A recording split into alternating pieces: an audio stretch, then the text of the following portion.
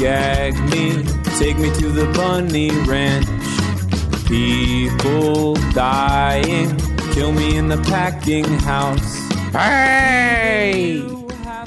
Hey, this is your host, JTT, also known as Devin Sawa, also known as Macaulay Culkin. Hi, guys. So, yeah, I have a fantastic guest on this week, an old friend of mine. But before we get into that, I kind of wanted to share a little story with you. So, Stuart P. Miller from Columbus, Ohio, he was staying with me. We're in New York. And, yeah, he really wanted to cook wiener schnitzel. But I already had eaten, so we didn't eat wiener schnitzel last night. So I go to sleep, and I wake up, and Stu woke up extra early, like I'm talking like 6 a.m., and made wiener schnitzel, and then left the leftovers out on the table for me, and then he got on a plane, and he flew to California. So now I'm staring at a Tupperware full of wiener schnitzel that Stuart P. Miller was very, very proud of. So I kind of wanted to share that story with you because I'm kind of soft on the whole wiener schnitzel thing. But yeah, I'm kind of deciding whether or not I'm going to eat it or not. So anyway, I have a really great guest on this week. It's Miss Natasha Lyonne, old friend of mine. No, we do not eat the wiener schnitzel together, though I probably should have in retrospect. So yeah, enjoy the show and all that kind of stuff because she is a badass bitch. All right, loves you. Bye.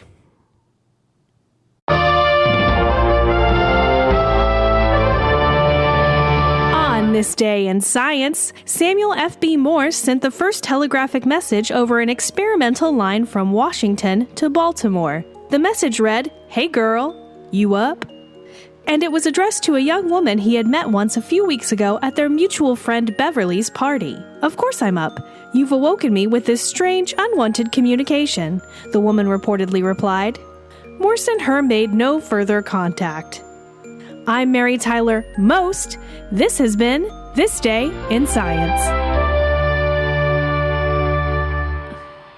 Okay, so I'm going to do an intro but after this. Okay. So we can actually just go. Ah. Yeah. See, I'm actually going to keep that part in, the intro part. So, hi, Natasha. Hiya, Mac. How you doing? Better now. Better now. I was lonely before. But I know. You're here Yeah, now. you seem like you're in a mood. It's great. I Yeah. noticed you walked in. You have a backpack and a purse. It's because I'm having a birthday party tonight that you're coming to. Yes, I was going to say happy birthday. Yeah, thank you. Yeah, Thank you you. hit It'll be going on all year. Yeah, exactly. Yeah. Never too late for a gift. Yeah. Wait. Didn't we do this last year? Yeah, we're gonna keep going. I like Yeah. to do a rolling birthday. Yeah. year to Yeah. year. Exactly. Yeah. I always used to be very like negative about my birthday, like, oh, it's my birthday, so now I'm gonna be depressed because like, what does it all mean? Yeah. And then this year I was like, fuck it, I'm so old. You're welcome. It's my birthday. Yeah. Hooray. Go. Yeah, it's kind of like you start off like in life with like you can't wait till you like for your birthday when you're a Yeah. kid, and then all of a sudden you start dreading it. Yeah. And then you just start kind of accepting it again. Because it's just like it comes with such a meaning of life routine. A birthday of like, was it gonna, and then we're gonna die, and did I do it right? A sense of mortality. Yeah, Yes. and then you know, and now you and me, we're not babies anymore. No shit. We were babies. No, I know. Believe We me. were so little I know. in this big city. Yep. And we were little, and then now it's a wrap on all that. Believe you me. Yeah. I know. My bowels know it. Yeah, speaking Yes. as two showbiz kids, it's a wrap on that. Yeah, exactly. Exactly. Yeah. But so the backpack is because I'm going to stay at the hotel where you and me are going to be watching The King of Comedy later. Yes, I've never seen it, so I'm Yeah. looking forward. And I don't understand. You're saying that you've never seen Scarface? Never saw How's Scarface either. possible? I know. How are you without these two movies? Listen, I was actually late to the Godfather party even too. So That makes more sense because The Godfather is ultimately, what is it? It's a period piece almost. It's yeah. It's an adaptation from a book. Yeah. Yeah. Well, I don't mind adaptations. I mean, Never has a fuck that Harry Potter series, I swear. I've never seen the Harry Potter movies. Yeah, I never read them. I don't have an interest in them. Yeah. I saw every single one of those movies because I'm a completionist, and every single woman that I was ever with was a big Harry Potter person. A Harry Potter head? So I had to go on opening night every single time. And so next thing you know. But so now I'm realizing that I think that I could spend all my money. I think the kind of eccentric I'd like to age into, which is mostly what I'm focused on now for the back half of my life. I think you've been aging to an eccentric since your early 20s. Since day one, but now what I'm really zeroing in on, because it's a lot. It's a money to rent these screening rooms to show. And in LA for my birthday, I watched Lena Wertmüller's Seven Beauties. Okay, not a very popular film. I was going to say that's quite a choice, forcing all your friends to watch that. I think they experienced it as a sort of a violence, but out of love. They were like, "Oh, this is the unconditional part." Yeah, and I was like, "You're welcome." Yeah, now you know what it's like, motherfucker. It's my birthday. But she was the first woman ever nominated for Best Director, Lena Wertmüller, and the second one wasn't until 1993, Jane Campion for The Piano. Oh, there you go. Look at Harvey Keitel's penis. That is. Yes. That was the title. That's all I remember. I know Anna Paquin won an Oscar. No. There was an edited scene that they edited out, which was Harvey Keitel's penis getting slammed into the piano. Oh, really? Yeah, like when they Are you joking? No, I'm being serious. I know because I was reading drafts early on, just as early as I was a writer first and then acting. So I didn't start acting until I was 6, but from 1 to 4, I was doing a lot of rewrite stuff. So that's how I know that it was in there. But then they were like, no, it's too camp, they kept saying. Yeah, too camp. I'm Jane Campion, so I can't be doubling down like that. Yeah. She was like, that's why she doesn't do John Waters stuff, she said. Is that, that's why. Yeah, because we're too campy. Yeah, too camp. Too camp. Too camp for Waters. She was like, give it to Colleen, camp. Because you started young, and also, I remember I teased you about this once. You were Opal. Yeah. You were Opal on Pee-wee's Playhouse. Yeah. That's awesome. You, Lawrence Fishburne. Who else was on that show? Paul Rubens. Well, of course. Actually, I'm going to have him on really? the show. Yeah. I just talked to him. I invited him tonight to the King Comedy, and he's in Los Angeles, so he can't make it. But he said that Scorsese and De Niro came to see him in an early Pee-wee show before the King of Comedy was made, and I think maybe when it was still at the Groundlings, and he's like, and if you look tonight, you'll see that De Niro is wearing a tiny bow tie. You do the math. Ooh. He did not use that phrase because he's better than that. Yeah. But but my point was just that, I just want a screening room, I think. I want to get rid of my apartment and just live in a screening room. That's so Howard Hughes of you. Thank you. Yeah. And this is what I'm trying to get to. Jars of pee everywhere. Yeah. Jars of pee. The dog. I love the dog. I love my boyfriend. He can come. Yeah, okay. Cool. I adore you. You're welcome to be there cool. anytime. Yeah, okay, cool. You'll let me in. But none of these Harry Potter movies is funny business. No, honestly, I pass. Unless you bring your girlfriends, then live your life. I know. I got a real serious one now. Yeah? Yeah. No, we're working on a baby and everything. Are you serious? Yeah. You're going to have a little miniature. I know. It's going to be half Asian. It's going to be amazing. Yeah. But you Culkins are great species. I mean, there's a whole bunch of you that are all so talented, so adorable. Rory's the best. Rory's my favorite. Kieran is a fucking winner too, though. Oh, Kieran's good too. Yeah. But Rory's the best. Rory is a special one. Yeah. I just saw them a couple days ago, WrestleMania. So we got some tickets to WrestleMania, and that's nice. It was 7.5 hours. Wow, that's too long. It's way too long. I was actually sick all day yesterday just from sitting out in the cold at MetLife Stadium. Yeah. That's basically King Lear. You should take them. You should be like, and now we're going to King Lear. Yeah. There should be acts. Yeah. Did you ever see Gats? Remember when they did The Great Gatsby at the Public? And it was like, they just read the whole book aloud with like some slight sort of, it was wonderful. A wonderful show. It was about 12 hours. It's funny. I live around the corner from the from the Public. And I don't go as often as I should. I don't go to that much theater. Yeah, me neither, actually. Yeah. I love theater, and I don't really go. I don't know that I love it, and yet I go. Unless it's like 4+ hours, I'm like, why am I leaving my house? I live in a screening room. Well, you feel classy when you go to a stage play. I would like to become such an eccentric loner that recluse, let's say, not loner, that I could have a theater company come to me. Yeah. You know what I mean? Yes. Yeah, exactly. And then they'll do the play. WrestleMania, come to the screening room, do your wrestling. Yeah, just come out, You know? Yeah, get a Hamilton, like just boom, right How there. lovely would that be? That would be great. Because everyone wants to put rules about snacking and smoking. Well, I want to make the rules. No, exactly. You know what I mean? Yeah, let's be eccentric billionaires. That's what we should someday. Man, we were so close. we were so. I know. And then we just went with eccentric. Yes, instead exactly. Of billionaire. Yeah. We made a choice. Then it was, Then we made life is a series of choices, It is. and we certainly made them. And we did. Yes. We did indeed. Yeah. We chose other each time when they suggested A and B. Yes. If this was a D&D game, yes, we would. Yeah. I think we're okay. I think we're pretty I'm okay. proud of us. I Yeah, can't believe honestly, you're gonna have a we baby. made it. Oh my God! What are the odds? I know, right? You're 40. I'm just about to hit 40. Yeah. What are you, 39?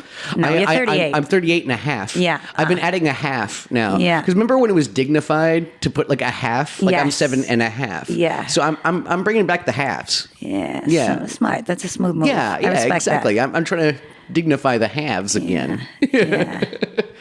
So here, actually, I'm going to give you a present for doing this. So here is, I'm going to give you Hal Allen Ginsberg. Aww. I got it from, you can even see it has the stamp You're from... giving me this because I'm a Jew, aren't you? Yes, that's giving me a Ginsberg. That's what it is. It's the Jew thing. No, I actually got it from a Shakespeare Company in Paris when I was living there. You can even see the stamp there. There it is. Oh, how nice. So yeah, I bought that about 6 years ago because, angel-headed hipsters and all that kind of fun stuff. But I figured... Well, I guess we should read the whole thing aloud. Yes. Let's go to the public. It seems like the next Let's go to the public. indicated activity. Yes. So we first met... Screaming, vomiting, whispering, yakety yakking. Shacks of hospitals and jails and wars. Whole intellects disgorged in total recall for 7 days and nights with brilliant eyes. Yeah, and it goes on like this for at least 49 pages. And et cetera, et cetera. Et cetera, et cetera. A nervous breakdown, smiling cowardly at the customers, and so on. So great. One of the greats. Yeah. Thank you. There you go. Yeah. And also it's small enough to fit in either your purse or your my backpack. backpack. Yes. Yep. There you go. So we first met in 2002. Okay. I was doing some math earlier. Okay. Yeah, I know, right? I trust you. 17 years ago. Wow. Do you remember this? It was after a Strokes show. We went to the Strokes, and it was the VIP room of Niagara, which later became the cabin. So Downstairs? it was the downstairs thing, yes. And so I remember I walked up to you because Yeah. there was a guy who was just passed out in the corner. And he was just way too young to be there and way too passed out to be there. Yeah. And so I walked up to you and I asked you if you had some lipstick, if I could borrow. Yes. Yes. And so I borrowed your lipstick and I just painted the guy's mouth and face and everything. And that was how it started. Then we went to the corner store on St. Mark's, got whippets, and came back here. See, because it's funny because I only remember the whippets. I don't remember the lipstick. Yeah, you don't remember? Yeah, I knew the whippets were coming and I was looking forward to them. Well, that was my icebreaker for you. It was like, do you have any lipstick I can borrow? Yeah, and then my response was lipstick and I'll raise you one whippet. So you suggested the whippets. Yes. Well, it was also, because we were sitting at the bar and we sent out the bar back to get cans of whipped cream. That's what it was. This I don't even think we tipped him. I know, But he came back with 20 cans of fucking the so he Easy was Whip. hip. Oh yeah, no, he was hip and with it. Yeah. I'm sure the guy at the bodega wasn't suspect of him at all. That used to be one of my favorite hobbies, was walking into grocery stores and getting a shopping cart, a disposable camera. I would go in with a friend. I have these great pictures of me and my friend Clea. It was with her. Duvall? Clea Duvall. Yeah, she's fantastic. Yeah. And so we were real, 90s BFFs. And even now in the 2020s or whatever we're in, we're still. Yeah, we're almost there. Yeah. Okay, either way, we're future best friends again. Yes. So we would go in, we would be shooting somewhere Canada or something random, and we'd go into the grocery store, load up the entire cart with whipped cream cans, sort of do them all, take pictures while doing them all, being adorable teenagers into antics. The pictures look great because they have that big neon sort of quality to them, a sort of... Yeah, fluorescence. Yeah, punch-drunk kind of almost a Lebowski quality. And then we would go to the register because I was always responsible, and then I would pay for them. I would have them ring up like You were 40 the adult. open cans and take pictures of the whole thing, and then just like then say, well, you can keep the cans. Thank you so much, and leave with no bags. You can keep the cans. and the camera, and then go to the local Rite Aid or I was whatever. going to ask if you still have the pictures. I have a bunch of great photos. Yeah. Yeah. Mm-hmm. Do you have like a photo album and things like that? Like, do you No. No. No. Are they just kind of in a box somewhere?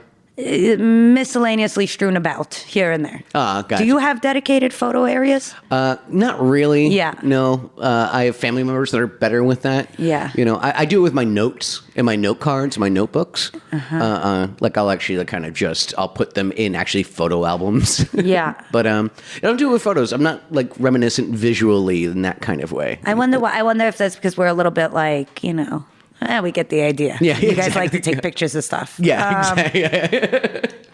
A little. But my lady's gotten into doing the disposable cameras and like the old film kind of things. Like I had a wild one happen where like I developed, how I kind of went away for a few years, Mac, and then when I came back, I had a storage space, and I went through the storage space, which was a real chaos scene. And I mean, there were like fully grown rats just like flying out of the storage room. And when I opened the door, I don't think anybody expected that I was going to be opening that door to come collect my possessions when they threw them in haphazardly. And so there was like, undeveloped disposable cameras. And one of them, when I developed it, all these pictures from 9/11 that I had like taken from the balcony of my apartment, which was on 3rd Avenue and 16th Street, and the balcony like faced right there. Oh, so you had like it's a just view. fucking smoke coming. It's so insane. Oh, jeez. Yeah. You can get a part of the conspiracy. I mean, does I don't think there's much information in them. No, but who knows? I mean, does jet fuel really melt steel? I mean, you might have evidence. I might. Yeah. I might be the linchpin. And do you remember there was this interview once with Mos Def and Christopher Hitchens, and Mos Def says like, well, I don't know what happened. I think 9/11 was an inside job. And then Christopher Hitchens says, well, pardon me, but I disagree, Mr. Definitely. That's my whole story. I like that. I like that too. I was sitting in Paris at in La République. I was meeting some friends. Harmar, superstar, Of course. and of course, and his drummer Best Ryan, belly in the biz. I know. I was just talking with him last night, and his drummer Ryan. I was like kind of meeting him there. It's kind of a good meeting spot. So sitting on the fountain and all that stuff, and Ryan, the drummer, turns like kind of looks over my shoulder. He goes, "Is that Mos Def?" And I was just like, "Ha ha ha ha ha!" And he turned, "No, it's Mos Def. It's Mos Def and his lady friend and his kid like he's teaching his kid how to like skateboard and stuff." How nice. Yeah. And so we got like friendly with him in Paris for a minute. But now he's not. really But he's not lived Mos Def anymore. He's like Yazim. He's like good. Yazim something. He renounced his passport. He's like a citizen of the world now. Oh, that's not a bad idea. Yeah, it's hard to travel though. Right. Well, unless you're going to the world, at which point I imagine it's quite easy. Yeah. Just as long as you're going from world to world. World to world. Yeah. World to world travel has never been easier. Yeah, It's, exactly. Elon Musk, get a hold of Mos. Now, here's somebody that I really don't understand why we're picking on this Elon Musk. I'm like, all right, I get it. Maybe he wants to smoke I a little like him. weed, do I some like him. zany tweets. Who the fuck else do all these, animals think is going to bail us out when this kind of like inevitable apocalyptic environmental situation No shit. hits? Who do they think is going to help? But Yep. eccentric, our friend Elon Musk is the only one that's going to be able. And instead of supporting the guy, everyone's too busy kind of like rating his tweets. Well, they're rating his tweets, but they're also still investing in his company. Yeah. That kind of thing. I mean, he thinks big, and he actually, he's executing things. I mean, I'm just saying, support the genius. Let him be eccentric. It's none of anybody's beeswax. let him be a kook as long as he's not like racist or sexist or anything like that. Like, let him be. Like, Yeah, he seems a little bit, I'm sure he's got a. Who else is taking us to Mars? No really? one, literally Yeah. no one. Anyway, no one we want to. But he's really, he really gets shit done. That Elon Yeah, Musk. I know. Really? Well, I love Yeah. how he has a company called the Boring Company. Yeah. Yeah. Yeah, he's got really catchy names for things. Yeah.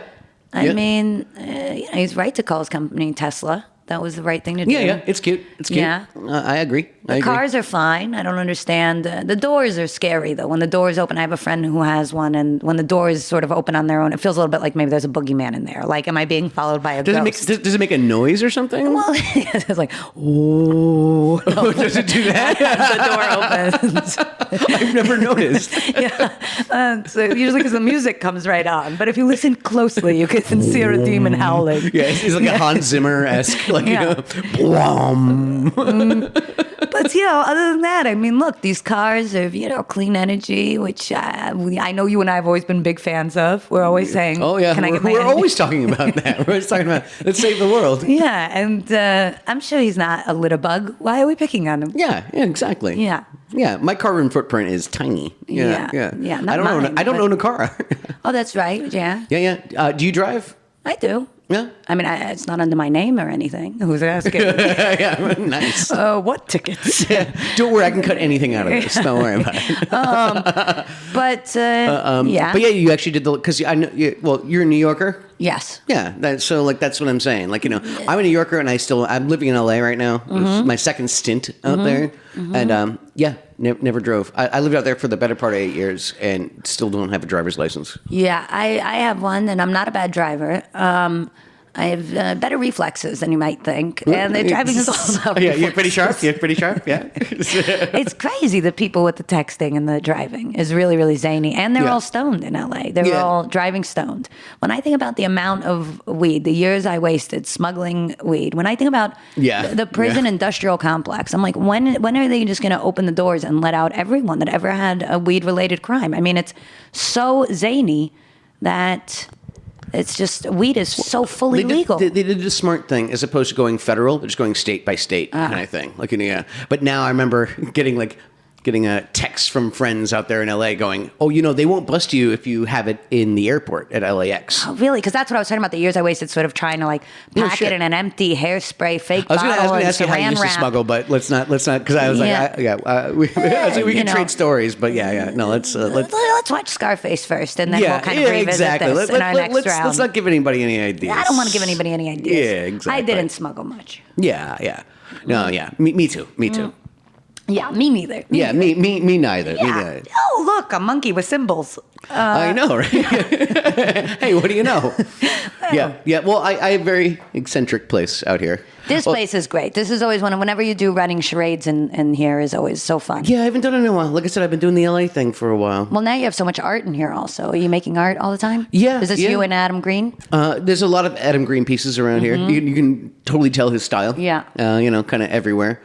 And my mother just emptied out my storage bin because you just had yours. You were telling that, and so there's all those old books over there. Ooh, some of them are from those first editions. Some of them are for 18th century. Wow. Like some of them from the 1700s. They're like falling apart at the seams. But now I inherited my father's old book collection, which was his mother's, which I think was his mother's mother's. Wow. So that was sitting in the storage bin. What are you? Are you like off of Mayflower or something? No.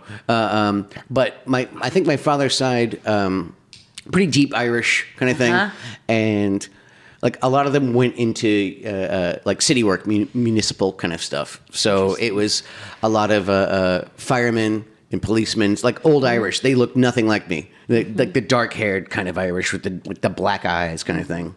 And there was actually I found out that I guess it would be my great granduncle was a fireman, and he died because this is back when it was like, the fire trucks were still pulled by horses and buggy and stuff like that. Yeah. He got his foot caught in the stirrup and got dragged down the street, and it's 2 blocks from here. Wow. So I walk by it all the freaking time, and then after I've been living here for about 20 years, and I walk by that place all the time, and that's where my uncle got dragged on the cobblestones to his death.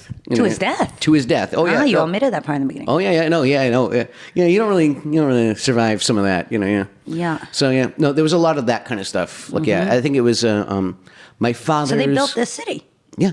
Well, they patrolled. They patrolled. Yes, they patrolled. So, I think it was my father's mother's side was the more of the artistic kind of thing. She actually used to do the crosswords for, I think, the New York Times and things like that. I just built one. You built a New York Times? Yeah, I constructed a puzzle. Oh, really? Yeah, with this woman, Deborah Amlin. Yeah. Like what Like a real, it was a Tuesday puzzle. The theme was Bob Fosse, all that jazz. And it was a great puzzle. It's a lot of work, very hard. It's a lot of math, you know? Okay. Well, what kind of puzzle? I mean, like just like... the crossword, the New York Times crossword. A full crossword? Yeah. Oh, you did a New York Times crossword? Yeah. Classy bitch over Yeah, here. so I'm basically a great-great-great-great-grandmother. Yeah, exactly. Yeah. Yeah. Yeah. We're practically related. We're basically related now. Yeah, we're basically related at this point. Oh, that's awesome. It was You're great. always doing fucking stupid, like, eccentric things. Thank you. And by stupid, Yes. I mean good stupid, not bad stupid. Yeah. Yeah. So you did that, that Kento ad. That Kenzo ad, Yeah, that you were in. That I was in. That you played painted a my wraith, face. Yeah. a sort of a, God, you were great in that. Gorgeous footage, and you were really so game, and it was all sort of Fellini-esque. You know what was funny about that? It was very I thought Fellini, yeah. it made a lot of sense, and I come to find that a lot of people didn't understand. No. I understood it perfectly. Well, yeah. Well, that's very Fellini of you. Yeah, Yes. I thought it could not have been more literal, and then I was so surprised that people experienced Russian doll as a different piece. I thought they were really of the same. And one was the Kenzo movie was about my daddy issues, and the Russian doll show was about my mommy issues, and that's how I differentiate them. But you were great, remember, because we had you doing all the Malcolm McDowell sort of singing in the rain routines. So you wouldn't know it from watching the movie, Yes, but I yes, knew. Yeah. Well, it was like you were taking bits and pieces of things. Yes. Like, it was Yes. it was kind of collagey. It was collagey. It was collagey. And yet to me entirely linear. Yes, and, entirely literal and linear. You know, if you play it backwards, it makes perfect sense. Well, I love the makeup. I love my Kabuki. photos. Kabuki Yeah. Starshine. Because remember, we were in the movie together called Party Monster. Party Monster, You played yeah. Michael Alec. Yep. I played Brooke. Yep. And you had to wear a fat suit. I wore a fat suit. How'd you feel about that?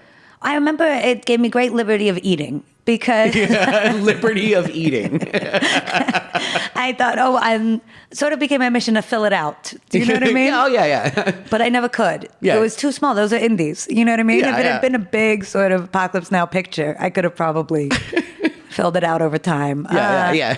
They would have paid you. They would have paid me. Yeah. Nobody has ever paid me to gain weight, and that's one of my career regrets. Yeah. Well, you forgot yeah. yet. Yet. Yes. Yeah, we Thank you. still got Yet. time. We still got time. And so I want to get one of those Marvel movies, but be paid to get very fat. Is that an option? I think, Is that how it works? I'm pretty sure we can find something. That'd be great. Yeah. Let's call someone as soon as this is done. Let's get this Marvel thing going. Yeah, Okay. smart. Fat Marvel. Yeah, Fat Marvel. Disney's Fat Marvel. Yeah. Do you like Captain America? Then you'll love Fat Captain America. Fat Black Widow. Here we go. Yes. Great. Yeah. Pay to go to France and fatten up. Yeah. Isn't that what they did with Raging Bull? I think they actually paid Him to go De take Niro one out of fat. to fatten Yeah. up, and I think he actually went to France to fatten up. Well, Like, they you gotta actually, go. That's what Mos Def's doing there. Yeah, exactly. Yeah, just like most death. Yeah, he's gonna do a shot-for-shot fat remake. Well, I guess I already did that in Raging You have Bull. experience in France, I think. Me? Remember? Yeah, weren't you born there? Or something My mother like that? was born there. Okay, yeah, I remember. yeah. I remember. I was looking. We were texting one time, and I was. I like, think you were just there. Yes. Well, I was living there. Yeah. Yeah, and we were I texting. actually just gave up my apartment there. You did? Yeah, I did. I remember one time I felt like there was like what's this? Punching. No, this is like when you're saying no more, no more. And you're walking, you're marching, and you're saying no more, no more. There was the Je suis Charlie like thing. Yeah, Like that. I feel like the marches. I and stuff have like that. a picture you sent me from your balcony, being Yes. like I'm here. Because it was right there. It was like Yeah. La République was Yeah. where they all like gathered, and that's like 2 blocks from my place. Yeah. So took me about an hour to walk about 10 feet from Yeah. I went out there, and it was quite a march. Quite a march. Lots of women with pencils in their hair. That was a thing. Yeah. Lots of flags from multiple countries. A march, that's the word. Yes, it was a march. A protest. A protest. It wasn't a protest. It was a march. It was a march. Yeah. Yeah. No, you Yeah. had it the first time. Yeah. And I remember because there was like 2 million people there, and I ran into 2 of my friends, and so it was a 1 in a million chance. Wow, psychedelic is that? Yeah, times 2. Wow. It was quite a spectacle. Yeah. But yeah, no, finally gave it up. That's why I have like especially like extra just like stuff like lying around in bags still here. I still haven't even unpacked. Is that tiny sofa belong to a dog, a very fancy dog, or it's just for a tiny? I have 3 of those. Hangouts. I have 3 of those. Yeah. And what we do is we move the coffee table, and when we play video games, we just put. And you sit on there. Tiny couches. So I have and they're all kind of like different styles. I actually have I have a leather one that's hiding under I think the coffee table and stuff. Yeah. And so I bought a bunch of dog couches. So but we could all like sit there. I broke the leg on that one though. But yeah. Well, you were playing those too hard. those are airplane pillows too. I don't want to buy so I didn't want to buy tiny pillows. So I just took the tiny pillows off the airplane. Yeah, smart. Yeah. But not when you play the arcade games because those would be too tall. Oh yeah. Those you have to stand for. Yeah, well, you can tell the one on the left is the Adam Green one. Adam Green. Yes, it's like a video game, but you can't play it. It's the Cabaret arcade cabinet. Yeah. Yeah.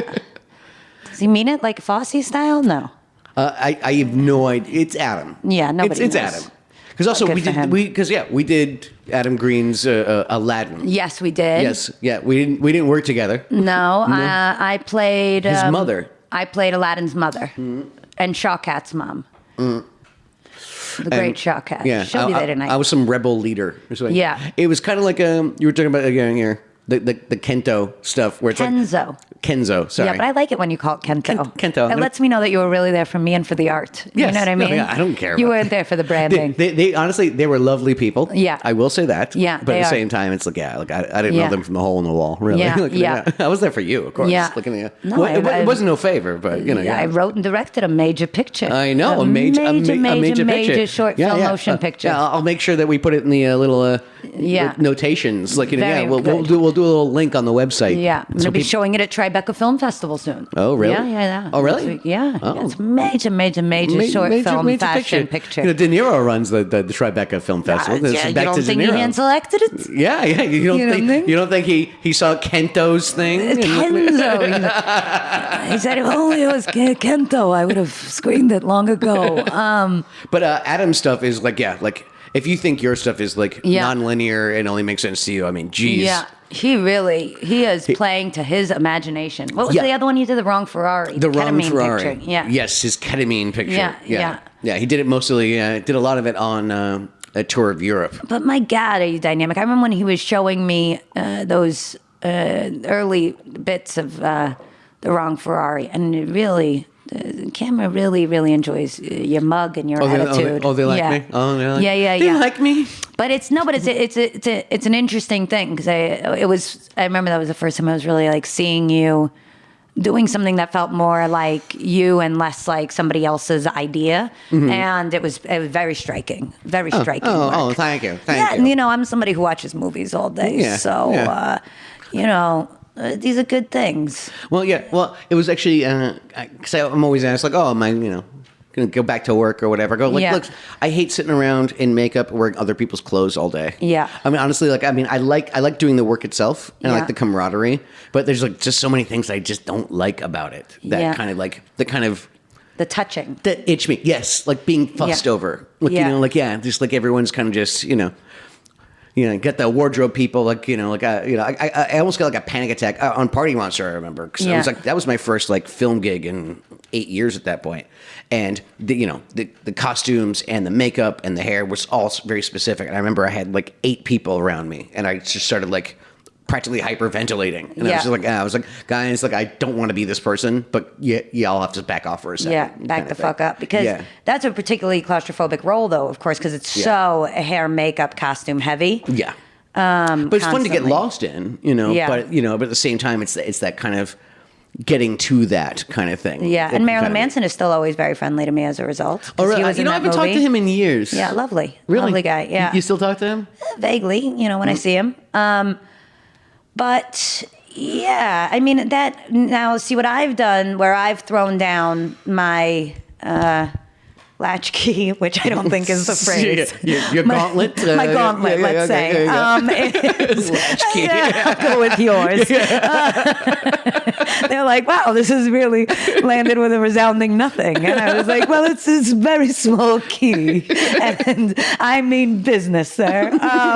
But so what I've done now, my massive gauntlet is made of cement, is no more summer pictures. Because shooting in the summer, I have so much hair on my head. It's like wearing, a mink coat. And And you're a female, so you have to wear it long. So I have to. What am I going to do? Yeah. And, it's warm in there. And I love a winter picture.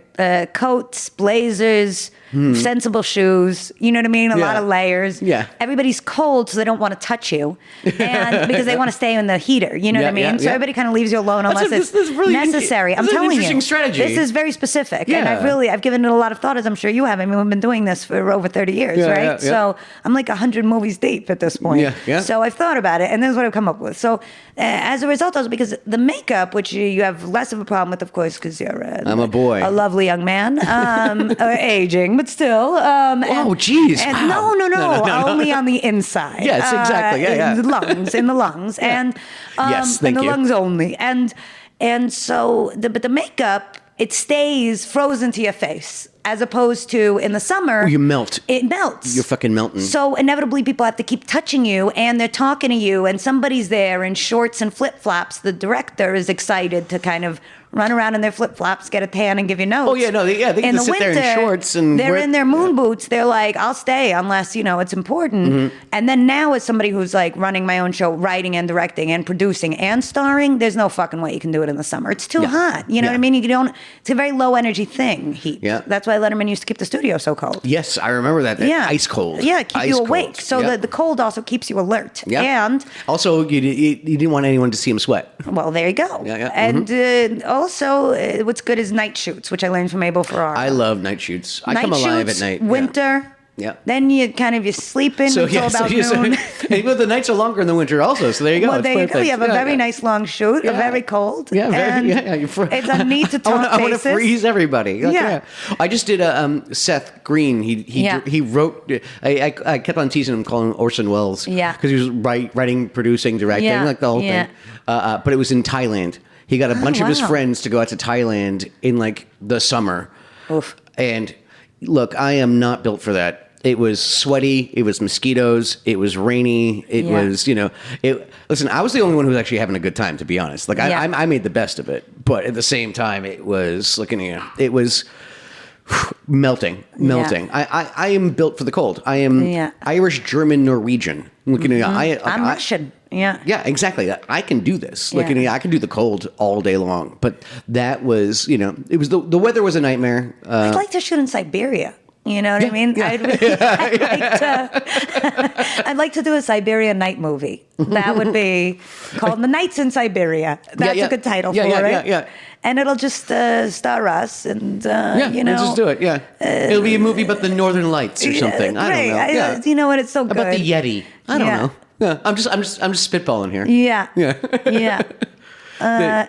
But I'm excited to see that movie. Was it good? Did he finish it? Is he editing it? Yeah. He it's done. He just did a premiere last week, actually, in Thailand. Wow. The Thailand. Is he sort of there full time now? Yeah, I know, right? Yeah. The Thailand. It was like the Thailand Film Destination Festival. Ah. Yeah. Okay. Yeah. And but yeah, it's I think he got some kind of distribution. I think for June or September. Oh, it's good. Coming out in the summer would be more appropriate. Yeah, exactly. I think he's happy about that. And I'm everything. sure you're the same way. Like once I'm there, I'm like, all right, now I've given over. Listen, but it's not ideal. He wrote me as a boat captain. And that's nice. I fucking hate the water and I hate boats and I hate the heat and But you love I hate him. Look how much mosquitoes. you love him. But I fucking love him. So, You really do. So yeah. So I was that's there. your party monster friend, right? That's where you met him. Yes, exactly. Yeah. I remember we were talking a couple of years ago. Geez. I was like, oh, you still talk to Chloe? And like, yeah. And it's like, I still talk to Seth. Like, yeah. Like, some of our party monster, friends. We were, I think. We were a good bunch. Yes. Yeah. Because you were friends with Chloe before that, and Yeah. I was friends with Seth before that too. Ah, yes. So it was a real BFF picture. Yeah, exactly. Did you see the Orson Welles documentary, The Other Side of the Wind? No, not yet. Oh, wow. He really went all the way in. All the way in. Oh, really? Yeah. I mean, in what way? All the ways. It's kind of like the end of his life. So yeah, it never came. He never finished it. He never did get to finish it. So I saw F for Fake. I remember that. And that one he finished. Yeah, that one he finished. That one is his last movie, and I use air quotations because he technically, what came out after that was the Transformers movie, where he did a voice in that. So that's technically Orson Welles' last movie. I think he plays like Omicron or something. Did you see the Jodorowsky, like the making of Jodorowsky's Dune documentary? Yes. Jodorowsky's Dune. Yes. Yeah. Fucking kook and a half, man. Was that Orson Welles that they were trying to get to? Remember, they were like, I'm going to give you all the best chefs in the world. Yeah, and Dali. And Salvador and Dali. Dali wanted to be paid, like, I think, per word or something like that. So like, they started like writing less and less words for him. Like, he wanted to be the highest paid person on it or something. Yeah. It was like, he had like all these caveats. Like, Dali. Oh, God, some people really do it right, huh? Yeah, exactly. My only hope is that we live long enough that people will come to us with those kinds of offers. Yeah, that we're exactly. like, 90, and they're going to be like, we want you to be in our space movie, this world-to-world movie, and... you're the voice of a planet. Yeah. I'll be like, well, here's a couple of things that I'm... I'll give you my New York. I've lost my agents and managers. They were older than when I signed with them, and now they're dead. So I'm self-negotiating. I know. I'm getting to that point where some of my like people are aging out. Oh, really? Like my business manager I've had since forever. Like, he retired recently, and like I'm starting to think like, gosh, like I'm like at some point it's going to happen with my lawyer, my manager, all that kind of stuff. There's going to be a turnover. I mean, Like I've had some of them since. I mean, I've known my lawyer since I was 10. My SAG card is from 1985. Yeah. Yeah. Yeah, mine's must be mine. I think mine's earlier? about 86, 85. Yeah. Oh, remember the Union Man Mac? Oh, remember. Oh, you remember the Union in the 80s? Yeah. Oh, people don't know. These kids don't know. Everybody doesn't know what it was like when Well, Ronald Reagan was the first president of SAG. Oh, really? Yes, he was. Oh. Also former president of the United States. No. Yeah. Also on Bedtime for Bonzo. Yeah, exactly. And Santa Claus versus the Martians. Yeah. Not a great guy, though. A lot of people are hip for him now, and it seems really... Yeah.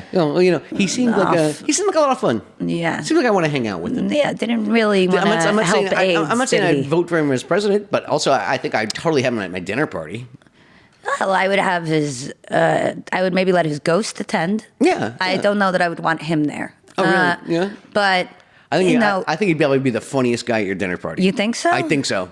He seemed like the most charming motherfucker ever. This motherfucker, though, really was their whole kind of the Just Say No campaign with Nancy Reagan, and then his kind of stance on AIDS. Nancy. The two of them really caused a lot of damage. The two of them. I'm not talking about the politics. Their politics. You're just talking about I mean, I guess movie you'd star. have to take Nancy, which kind of might be like a bummer. Yeah. But you know what I did But also enjoy he was about them from the 80s? Remember those slippers, the big fuzzy slippers that used to have like a full Reagan and a full Nancy Reagan face on them?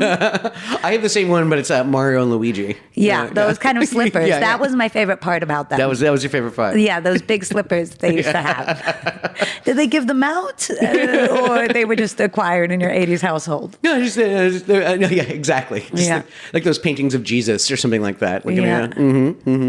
Yeah, Jesus. I don't think Jesus had a sense of humor. Oh, Jesus. Nobody knows. Nobody knows. But Nobody knows. But no, I liked his hair. His hair was... What is that, pre-toupee hair? That's just real hair? It was a coif. Yeah. This is coif. Yeah.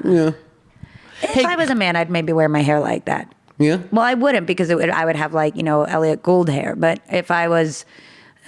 whatever that breed of Americana is. If I was Dean Martin, I'd wear my hair like Dean Martin did. Yeah. That's your goal. If I was a man. Well, it depends. You know what I mean? It depends.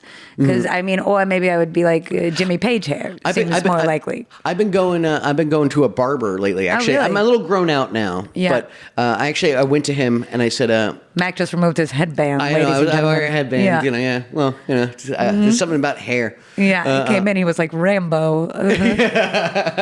He's wearing a Bart Simpson button down, in case anyone's wondering. This was a gift. Yeah. And one of these are kind of like tie-dye lizard pants. Yes. This is also a gift. I wear gifts. And when I walked in, he sat down in a giant teddy bear and sort of posed for me. It is about like I think 12 feet. Centerfold. It's about 12 feet like tall, long. Yeah, that's a hell of a teddy bear. Yeah, I know. And there's a barber post behind you. Yes. Yes. Yeah. And so that's not from the barber shop, though, I'm assuming. That's No, that's from an antique shop.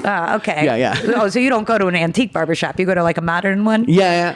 But I've been doing that because I used to have hair down to my tits. Yeah. I mean, it actually covered my nipples. Oh, that's right. There was a long hair phase. Yeah, and I looked at myself in the mirror and I was covering my nipples, and I go, no. Yeah. Like it's actually I have whole Ziploc bags full of my hair that I haven't donated yet. They're all 10 inches long. Yeah, you should. Ladies, they're all 10 inches long. Who are you going to give them to? It's not like Luxa Love, but one of those kind of like joints or whatever, because it's untreated and it's gorgeous. Yeah. Would you like it? Would you like some? Honestly, would you like some Mac extensions? Remember, you know who used to be into that? I remember Lily Sobieski used to be into collecting locks of hair. I remember Stanley Kubrick was Really? like, oh, I knew that she was a great actress because she collected locks of hair. I always thought Lily Sobieski was a time-traveling Helen Hunt. Yeah, maybe. You never honestly, know. like think about it. Like actually think about the You look. never know. She was like, I'm done with this business. Fuck this. Yeah. Good for her. Who else did that? Josh Hartnett did that. Like all of a sudden he was kind of just like, yeah, I'm done. I'm good. Yeah. I mean, I did that. Yeah. I mean, you did that to a certain extent. In a way. Yeah, in a way. Yeah. I think at the time I thought I was really done.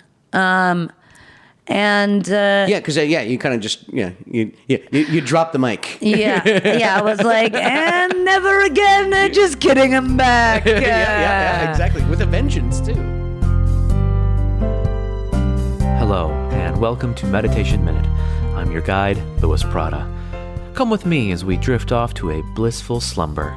That's right, by popular demand, today's episode is a meditation to help you get to sleep. So finish off your chamomile tea and slip into your comfiest PJs because it's time for bed. Let's get started.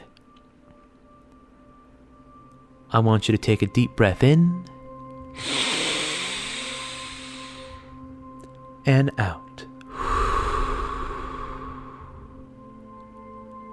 Good. Now, go to sleep. Go to sleep. Sleep. Sleep now. Sleep now. Now. Sleep now. Go to sleep. Go to sleep now. Now. Go to sleep now. Now. Now. How about now? Now? You want to sleep now? Go to sleep now. Now. Now. Go to sleep. Go to sleep. No? Not even that? That's not working? That's weird. That usually works for me. Whatever. This ain't on me. This is your fault. Not mine. Whew. I'll be sleeping like a baby tonight. Oof. I hope this guided meditation has brought you the serenity you seek. My name is Louis Prada, and this has been Meditation Minute. Nama.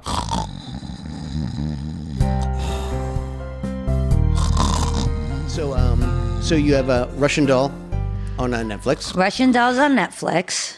Hot show, you know? Hot. Fucking thrilling. I haven't seen it yet, with the caveat. Listen, it's on. You know what I mean? Yeah. It's on. I remember you telling me about it. Yeah. Actually, at this table. You were over here, and I was sitting where you're sitting. Was I still trying to crack it? Was I like, well, there's death, and there are these loops, and existentially, Yes. what does it mean, Mac? Exactly, going over and over until loop.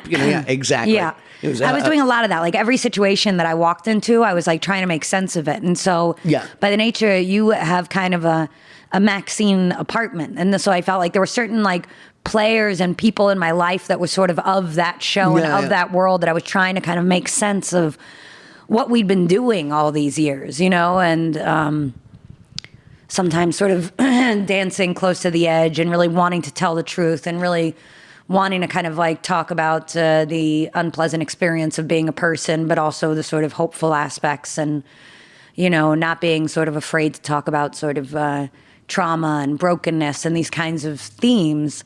And then it was very satisfying to ultimately feel like, we had cracked it essentially in the room, but it was fucking brutal. I mean, it was so hard. It was so much work. And then making it and then editing it was a beast, you know, and then like I would put in every song, like, you know, it was like almost like a fine art exercise of like fine tuning each little element of it. Every beat, you know. Oh yeah. And then the fact that people are so into it is radical. That's so mean, cool. it's Yeah. extraordinary. Like I've never experienced anything like it, you know? Yeah, every like I said, I haven't seen it yet. Yeah. But every single person that I've talked to who've seen it, they all go like, "It's fucking great. You have to see it." Yeah. It's like, yeah, it's one of those things where I binge watch. So I Yeah. have a feeling I'm going to watch the whole thing in one sitting. Yeah. Kind of thing. Like, you know. Yeah, I think you might like it, especially. No, I remember when you were. Yeah. Telling me the story when you were pitching it. Yeah. But yeah, when you were telling me the story, I was like, yeah, no, it sounds great. Looking at you. Yeah. I always thought you were going to end up in it. And there was never anything. Well, that thanks really for made hiring sense. me. Yeah, you're welcome. Yeah. There's like a secret. Thanks for not letting me sit around in makeup and other people's clothes. Yeah. And it was really ideal because it was all night shoots in winter. So you really missed out. You really missed out. Oh, God damn. Yeah. And I'm like trying to hang on to that. I'm like, if we make another one. Would you do it again? Oh, I would in a heartbeat. I don't know if anybody else really would do it that way, but you know what I mean? I pretty much like wrote to my strengths, which were winter, night. And where's Burt Young? Oh, there he is. Great. Let's shoot. Let's do this. But yeah, it was, it's crazy that people, it's also so crazy to have people like something that like, you know, to really work on like writing something and directing something and building it in that way. Because you massaged it. Like, yeah. And then to have people like it and have it be so personal is very extreme and different than it just being as an actor for some reason, because it's less like, it feels like something I can really take ownership of, you know, rightfully I mean, you have so. to. I mean, it really is my you have thing. no choice, really. And, you know, so it's also so crazy in this way that I think like to process all these sort of, you know, atrocious parts about being a person and thinking like, what's it all about, Alfie? And then to have it kind of all sort of like find its place in the show made a lot of things sort of worthwhile. Like I almost think if somebody had told me, you know, it's gonna be like this for a while, but then on the other side you're gonna have all this stuff to say. You know what I mean? Yeah. I don't know if I would have agreed to that arrangement at the time. But also you do it again, though. I don't know. I really don't know. Really? That's an interesting question. I don't know that if I'd been like, you know, because now it just feels like, wow, I can't believe how nice the things in my life are. You know what I mean? It doesn't mean that I'm not still. Well, you're crushing it right now. It's very odd. It's so unexpected. You know what I mean? Like it reminds me of it's like the George Harrison Dark Horse. You know what I mean? Mm-hmm. It's like I really didn't expect this. I mean, there were so many years that were so uncomfortable and so unpleasant, and I just couldn't get arrested. Or as Lawrence Fishburne once said when I walked up to him at the club and I said, hey, remember when we were on Pee-wee's Playhouse together? And he was like, oh, I remember being Cowboy Curtis. Back then I couldn't get arrested. Well, actually, the only thing I could do was get arrested. Yeah, exactly. And like, I was just about to make the same joke. Yeah. And so, you know, now it's really fucking wild. But I don't know if I would have chosen to do it again. I mean, it was so unpleasant for so long. But yeah, now things are nice. Well, yeah, I mean, we lost touch. Yeah, we did. Mm-hmm. Yeah. Although I feel like what's nice is we've also never been in more touch now. Yeah, exactly. Yeah. No, exactly. No, yeah. it was, you know, with all of my like good friends, it's, you always pick up where you left off kind of thing. It's like, yeah, kind of just the way it goes. Like, you know, sometimes I disappear, like, you know, and, you know, listen, I'm living actually like one of my best lives right now, but I still disappear on my friends every once in a while. Yeah. Kind of thing. You know? But I feel like we've always had this kind of like unspoken language a bit, you know, of like this sort of secret language that we share that like on some sort of a deep level, we really get something that's a shared experience. But it's the same attitude and same whatever. We're both going to be eccentric old people. Is what we're going I to be. would say that we might already be there. Honestly, I'm feeling pretty old and eccentric. Yeah. Yeah. I mean, that's what's so crazy is the idea that you should kind of like start figuring things out, and then it starts wrapping itself up. You know what I mean? Yeah, Life. Yeah. A life is so absurd, and you know, you fight so hard to kind of like, get your piece of the pie that you get to say something, and try to find a meaningful life, and then it's a wrap on the whole event. So it's so weird that it feels so high stakes. Yeah, even though you know that there's no there there. Yeah, yeah. And getting more of a sense of your own mortality and all that kind of stuff. I mean, like I said, we're talking about having kids, me and the lady. So, like it's just like, like I have to start thinking in those kind of terms. And I mean, have you? You're going to be a great dad. Oh yeah, I think so too. Yeah, yeah. Well, you've always been sort of like, the dad. Whenever I see you with your family, you're like very. Yeah. Same thing, like even just as a host of a party. Yeah. And things like that, I feel like you're very good at like being in charge. And I can do that. You run like a loose, tight ship. Yes. Yes. There's, Yeah. Yeah. You can color outside the lines, but don't color outside the paper. Exactly. Yes. Yeah. Just don't draw on the table. But otherwise, that dinosaur can be any color you want. Yeah. Just looking at you. But have you ever thought about kids? You thinking about kids at all? Because you'd be a fun mom. You'd be a funny mom. I don't know. I mean, first of all, I would say I'm pretty rigid. Like in some ways. You feel like you'd be insufferable? I don't know. Like you'd be probably a good mom to like teenagers or 20-year-olds. I feel like I'd be good. Remember like Jenna Rollins and Gloria or something? Like I feel like I'd be good at accidenting into, like a 12-year-old. And I'd be good at being sort of grifters together. Yes, yes, I could totally see that. If that is motherhood, I would be great at it.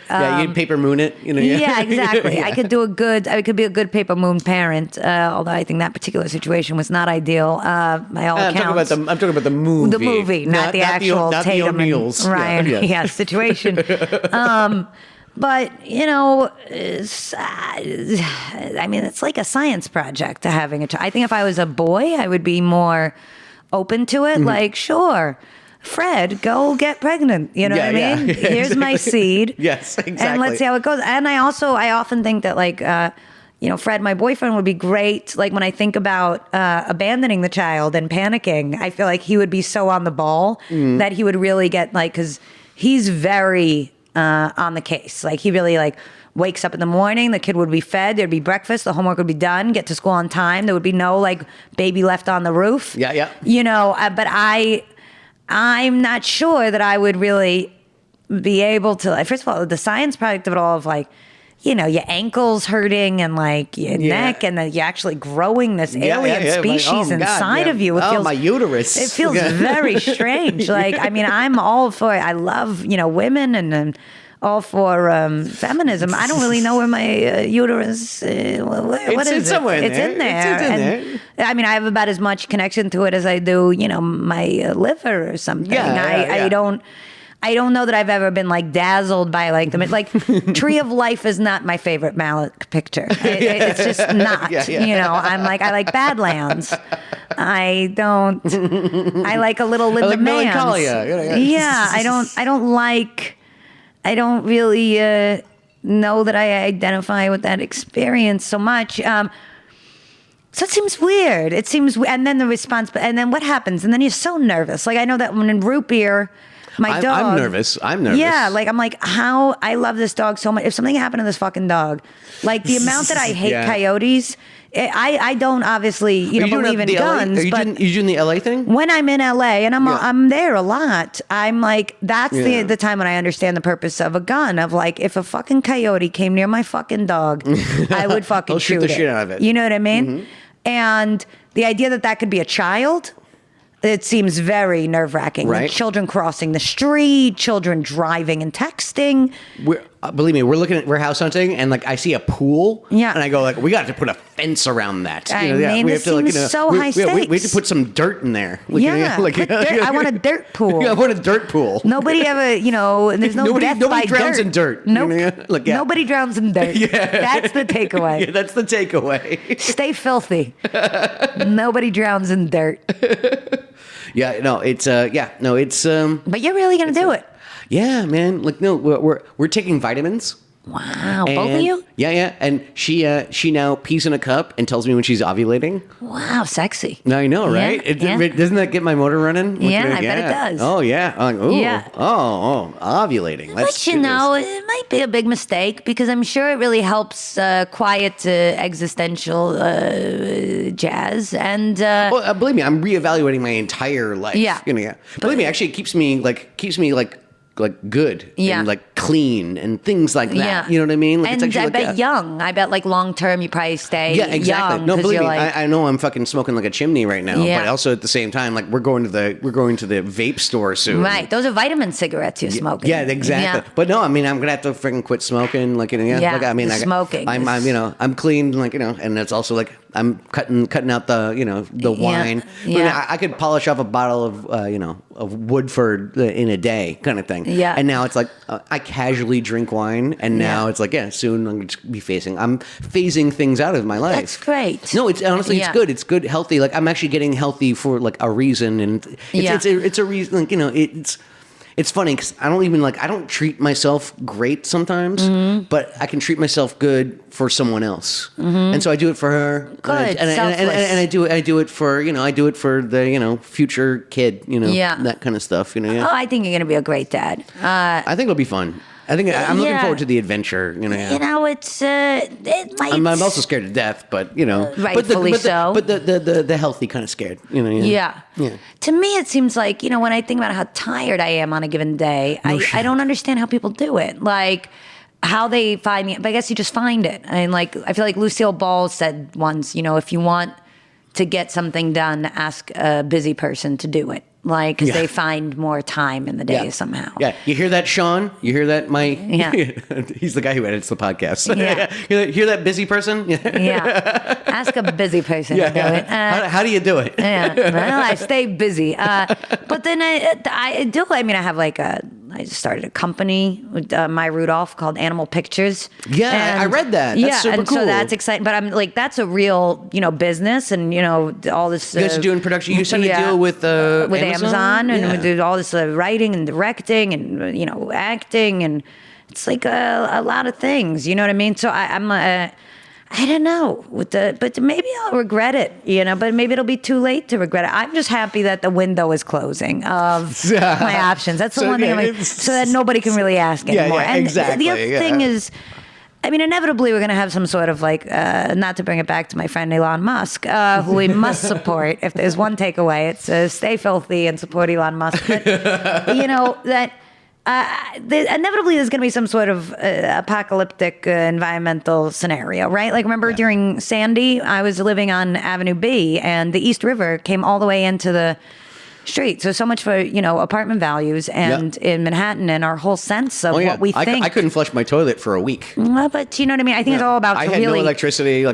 change in a very dramatic. Do you have a safe house? Don't tell me where, but No, I don't. Well, I mean, now in Los Angeles I do, but I'm not sure if exactly Los Angeles is the safest place either. I don't know that it is. I mean, it's like who by fire and who by water. I mean, really, exactly. it's. I personally think that. We're in a bit of a get it while you can / nightmare scenario, and it doesn't mean I live each day to the fullest and we all do our best, but it does seem Every day's a gift. hairy. It does seem a little bit hairy, and then this is me backpedaling like I'm a guy afraid of commitment right now. Yeah. And I'm just giving I'm going big to kind of I'm like, and what about the apocalypse? It's I'd love to be in a committed relationship, but sea levels are rising. I can't do it, baby. So I don't know. What about a tsunami? Yeah, I don't know if really what I'm describing is motherhood. But good. I think it should be the anomaly, motherhood, fatherhood. I think it should be like, holy shit. Yeah. Did you hear that Susan had a child? Yeah, no, it's a goddamn. Oh my God. It's a goddamn miracle. It should be like 1 in 1,000 people, and instead of it being like the norm, like, so Mac, I hear you're pushing 40. When are we gonna roll out those babies? Oh, I heard you getting married. Oh, when's the kid coming? It should be like really, because it's such a big, like, I trust your ability to make this decision in a real way. I know that you, Mac, have lived enough life that if you're making this decision, I can trust, that it's not a fucking game. Yeah. A lot of these people, these willy-nilly babies, I worry. You know what I mean? Babies, yeah. No more willy-nilly babies. And that's funny. I'm going to name a kid Willie. Really? Yeah. No. Fuck that. No, I'm going to give him the normal name. I'm not going to name him Apple. Wonka Culkin. Yeah, exactly. No, I'm not going to name him Apple or nothing like that. Yeah. But I'm also not going to do like a Bill either. You know. Yeah. No. Do you have a list of names? Yeah. No, we figured this out. You're going to have a great name. Yeah. Oh, yeah, no. You're really good at things like this. Yeah, I'm good at names. Yeah, you're a great person. I'm a name guy. Yeah, but Bunny is a great name. What was the Pizza Underground? That was hot. That was fun. Yeah. Yeah, I did that for a year and a half. Yeah. Mm-hmm. That was great, though. That was fun, though. Yeah, you're good at this. Yeah. I do things. I'm not worried about you naming it. I'm not worried about you as a father. As everybody else. You know what I mean? Yeah. No, I'm not worried either. Yeah. Yeah.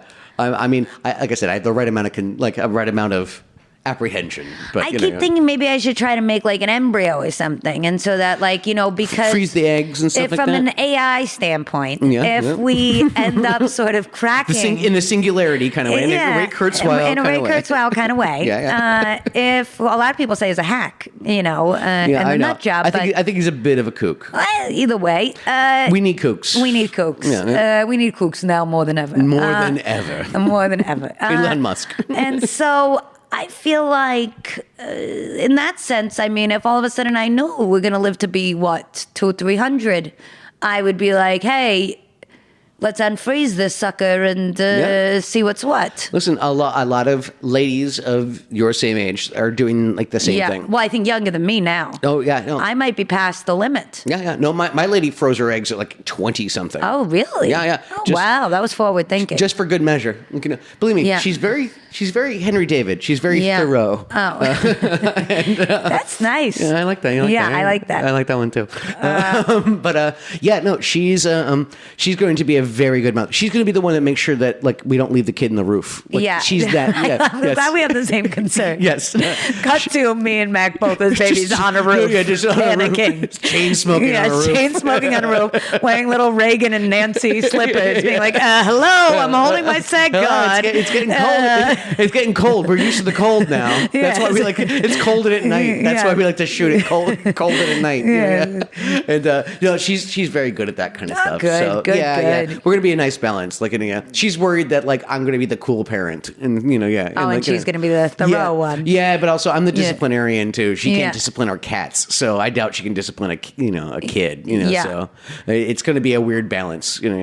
Yeah. I expect people to know the rules. My rules. Yeah, see? my rules. My rules. I'm in charge.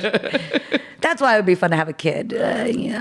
Yeah, teach it all your insecurities. No, but you know what I mean? You make it do what? Dance, kid, scrub the silverware. Yes. Who's going to scrub the silverware? Yeah, exactly. The baby. The baby. The baby. Yeah. I'm sure kids are great. I mean, you can't do it all, and I think everybody has an expectation. Delia Efren told me this. Yeah. Not everybody has to do all the things. Yeah. And so many people are trying so hard to. Listen, I want to go to the fucking moon. I want the moon. I would go. Yeah, I want to be a Marine. I want to do all those things, but I can't do those things all in one lifetime. I can't. But that's why with our 3 lifetime plan, sold this week only for $9.99. Yes, exactly. You can have it all. Yeah. It would be fun to have. Would you want to be a vampire? Would you? Totally. Yeah, I think so would I. Yeah. Totally. Yeah. Because also you still have an out. Yeah, which is a walk into the sun. Stakes of the heart, the sun, any of those kind of things. Harikari vampire. Yeah, exactly. So you it's not like death becomes her. I don't want that kind of immortality. Right. Sort of a withering, drippy one. I would totally do that. I would become a vampire too. I know, I could tell. But then what happens? You would have to eat people, you think? Yeah, you just need blood. I guess that's what you do with the babies. You need blood. There's workarounds. Right, but whose blood? You could do animal blood. Oh, you can. You also listen. This is what you do. You take your fortune because you're investing in like Right. AT&T, like back like way back in the day and stuff. So Right. you got some money. Go on. And you start your own blood bank. Bam. Huh. There you go. People are donating plasma, and also you're still helping people, but you're also feeding yourself at the same time. Right. That's a good business. See? Now that's a business worth investing. I've obviously thought this out. Like, there's two kinds of people. There's people with zombie plans and people who don't have zombie Who plans. wants to be a zombie? Well, I'm just saying, is that like, well, I have a plan if the zombie outbreak happens. So I also have a vampire plan. Do you have a zombie plan? Fuck yeah. What's your zombie plan? Listen, I have powdered food here. Like, I have stockpiles of water. Like, So you do. So this is your safe house. Oh, totally. Look at this. Look at that door has a bar across it. Right, but I'm just saying, you're not going to be able to eat these teddy bears and books. I know. That's why that's what I mean. I got powdered food. I got canned food and stuff. What are you, basically an astronaut? Yeah, exactly. I'm an astronaut. Yeah. You're an astronaut. Believe me. There's been plenty of times I haven't left this place in like 6 months. Yeah. So yeah. But so your zombie plan is basically to stay put and eat the powdered food. Yes, and wait till the winter till they turn into zombie popsicles. Oh, is that what happens to them? Well, yeah, they don't have any body heat. Oh, and they don't have any coats or anything. Yeah, exactly. No, yeah, exactly. I'm going to wait till the night shoots. Yeah. The winter night shoots. So you're going to freeze them out. Yeah, freeze them out and then head north. I guess that's why you always see zombies in the summer. Now, what about Game of Thrones? Winter is coming zombies. See, okay. I don't watch Game of Thrones. Yeah. I am about to binge watch it because the new season's coming up. Okay, so you're watching Russian Doll first? You're watching Game of Thrones first? Yes. Russian Doll. Oh, okay, you know what, Mac? I see what you're up to. I think you're trying to scam me. I think it's a major scam. No, I'm not trying to scam you. I'm trying to flatter you. I see. I get paid per viewing.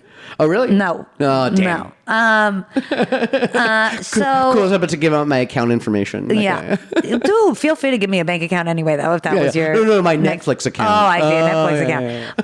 Yeah. So I see. So you're gonna... Well, in Game of Thrones, spoiler alert, some of the so-called zombies are winter zombies. That's why you always see winter is coming, like winter is White coming. The White Walkers or Walkers. yeah. White Walkers are basically winter zombies. Okay. All right. And so I'm just saying, I like your plan. I respect it. I admire it. And yet I'm concerned about the winter zombies. Yeah, you're thought worried that about the Game of Thrones zombies? I'm just saying. Yeah.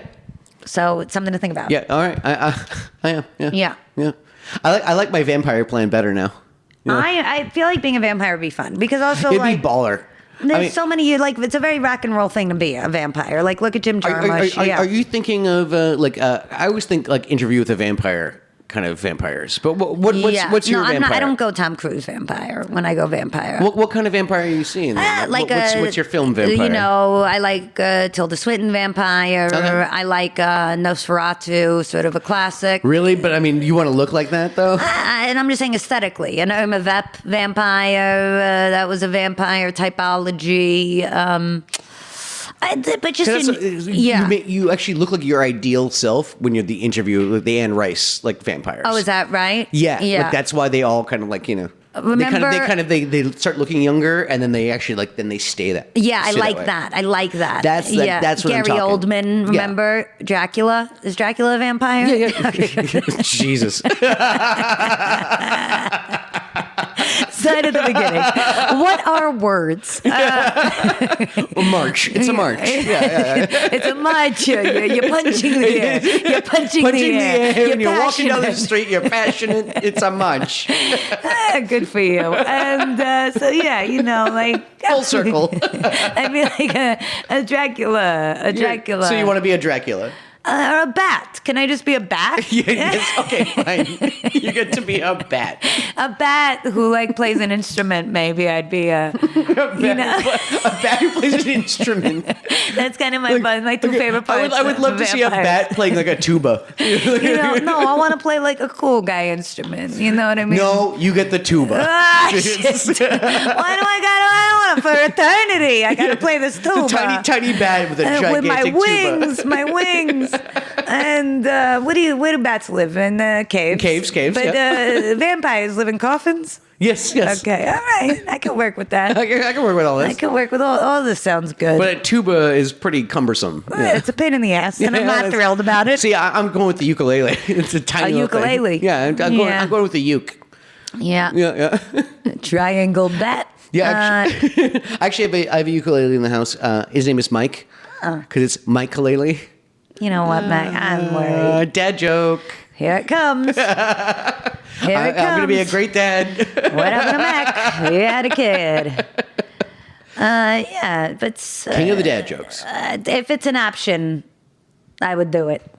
You know what else appeals to me is, there's no more health, right? If you're a bat. I mean, yeah. Bats have zero. You have sonar. You have no health problems. Yeah, you live forever. It's great. No, but like turtles live a long time. Yeah, certain turtles. But I don't want to be a turtle. You don't want to be a turtle. I don't want to be a turtle. Like decidedly, like don't. If that's what you were thinking about giving me for my birthday, no thanks. You don't want to be a tortoise? No, I don't want to be a tortoise. A Galapagos tortoise? No, I don't want to. But so I do think it would be fun. So all you need is the blood, and then you're kind of good to go, Yeah, that's all basically, you need. right? And then you're good to go, young for eternity, doing shit. Oh, you remember who was good? Oh, I guess David Bowie in Man Who Fell to Earth was an alien. He was not a vampire. Yeah. But he had a good vampire vibe. Yes. I thought he was a vampire. But he's an alien. Yeah. So but he no, could just in be- general, I thought David Bowie was a vampire. Right. You never know. But he I guess he could also be an alien. All things being equal. If I'm having to choose what I want for my birthday. Yeah. Well, any planet that we go to, we're aliens. technically aliens. So another good idea. Yeah, see? Yeah. Well, let's go to Mars. Yeah. And then we're fucking aliens. Yeah, great. Let's do that. I'm open to any of these things, open. As long as it's not in the summer, I'm game for any of these things.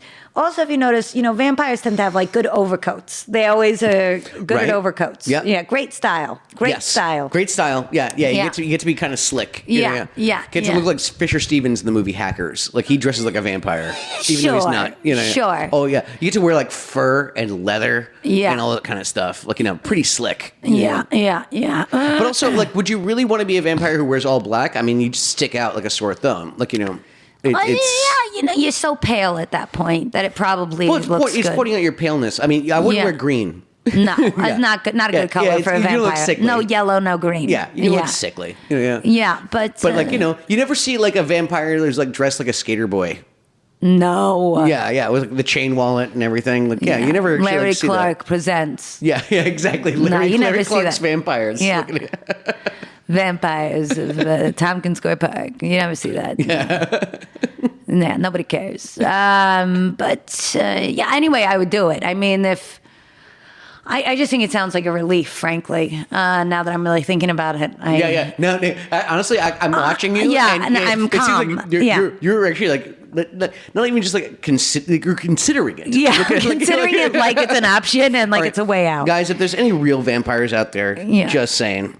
Is that she's super game. I would like to sit down and really discuss it, but I'm in. I mean, I'm pretty sure I'm in. Just But if you have a baby and the baby's a vampire, and the baby stays a vampire like Kristen Dunst, it'd be like right? it'd be like a Blade vampire, where it's kind of like half vampire, like he's a daywalker. Right. Oh, but that's handy. First of all, I'm in one of those movies, and which one? The third one? Trilogy. Yeah, Trinity, Blade Trinity. Congratulations. Thanks, Mac. And it's not about me. Don't mean to brag, but I'm just saying, it's good for the union. And keeping up your dues. Gotta pay my dues. Yeah, you gotta get that insurance. But I mean, like a baby stays a baby, right? A baby for eternity. Well, if it's bitten, Yeah, pain in the ass for the baby. Yeah, that's how you get the baby smoking the cigar in the cartoons. Yes, exactly. Like very, very Roger Rabbit. Like like excuse me, I'm 1,000. I just look like a baby. Yeah, exactly. Yeah. No, I would not subject my baby to that. No. I might see again. You're a great dad. Yeah, there you go. Yeah, it's I can't walk, but I can smoke cigars. So the other thing I would do, speaking of Ray Kurzweil, is I would do some sort of a becoming half machine. I think I would do. You'd be a cyborg? I would be a cyborg. Okay. Just so you Go know, on. Just so you know, sort of some of the options I'm offering. Yes. If there's anyone from sort of the future, whatever, listening, I'm game. I'm seeing like a half a faceplate kind of thing with like a super eye. A super eye. Yeah. You know. Like a laser finger. A laser finger I like. I like all that. I like, you know what, I like cyborg organs. I don't like organ farming. Like, you know, there's that book about that, you know, which is when they're farm, they make sort of, so what they do is they make... Go on. You know, what's it called when you double a sheep? Oh, the cloning? Cloning. So, You're great with words. so when you're doing the cloning, so in the future, you're going to be able to like clone a whole nation of like, let's say, children who are going to live in an orphanage. Like stem cell kind of stuff. Yeah, and then they're going to, you know, hey, I'm real. But we're like, no, you're here for organs. That's bad. Yeah. Right. Isn't it, there's a terrible movie. Yeah. The Ewan McGregor, Yeah. Scarlett Johansson one. Yeah. The Island. Yeah, this kind of a concept. There's a few of them. Yeah. And so I don't want to hurt these cloned children. Yeah. Okay. I don't know how many times I have to say it, but I don't want to. You don't want to hurt clone children. No. Yes. But so you'd much rather have cybernetic implants. Yes. And Yeah. But what about like exclusively. what about like the was it Theseus's ship kind of thing where it's go on, I don't know. Okay, so what it is his ship, like, you know, was kept on getting like damaged, something, so it kept on getting repaired and repaired and repaired until there was no pieces left of the original ship. Right. Is it still Theseus's ship? Do I have my soul? So if exactly, like if Yes. eventually everything gets replaced in you, are you still you? Yes. That's the existential kind of question. I'm gonna go with sure. Yeah. Because I think I have a strong enough sense of self that I'm not that worried about it. I think if you gave me full, you know, I mean, that depends, I guess, on the sort of how You don't wanna be self-aware AI becomes. Yes, you don't want to be a cold, unfeeling Terminator. Of course. No, I want to be like a high-functioning cyborg. Yeah. obviously. I want to be me, but with like robot parts. Yeah, but I want to be like, you know, not concerned. It's really a long way of saying I just like want to have, you know, true free will, meaning limitless time and no health or aging concerns. Oh, you know there what you I go. mean? Yeah. And You want it all. I want to be able to make some zany investments. You know what I mean? I want to. I'm going to invest in SpaceX today. Yeah, I want to, and I want to help. I want to, you know what I mean? If it's like, if I need to assassinate someone, let's say, I want to be able to be like, okay, you know what I mean? They were assassinated. Moving on. Let's write the script. You know what I mean? Like, there's a lot to do, and I think being a cyborg might be useful. Now, when it tips over into kind of the AI becomes, you know, smarter than us and, you know, larger in number. Do you read all this Yuval Harari stuff? Yes, yeah. So, you know, then we're in big trouble. Yeah. Because look how we treat the animals. Yeah. And that will be us. Yeah. And also they don't, you know, an AI won't think like us anyway. Yeah. Like, no matter how much morality, like, you give it. Yeah. You know, it's, you know, it's going to be an alien, essentially. Yeah. Looking at you. And we're hypersensitive creatures as a species. I know. Yeah, even if... You prick me, do I not bleed? Yeah. We're also atrocious. I mean, like, we, you know... Oh, you know, we're disgusting. Live for genocide. I mean... Yeah.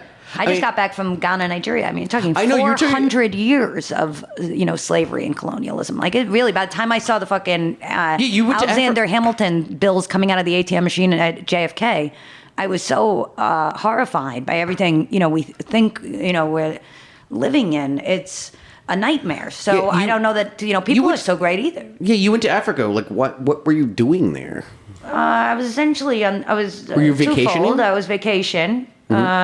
Were you fact finding for the UN? I was on a fact-finding mission, searching for the truth. I went with Uzo Aduba, who's on Orange is the New Black with me, and she's Nigerian, so I sort of went with her, and we saw all this amazing art and all these, you know, great filmmakers, and we had a really great time. We had great food. Fucking Africa, you know, we only went to Nigeria and Ghana, and it was really extraordinary.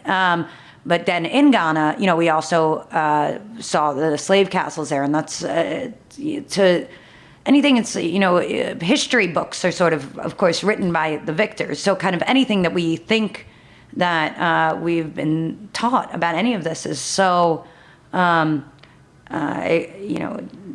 impossibly under served, and the fact that we still have the prison industrial complex happening today is impossible to process.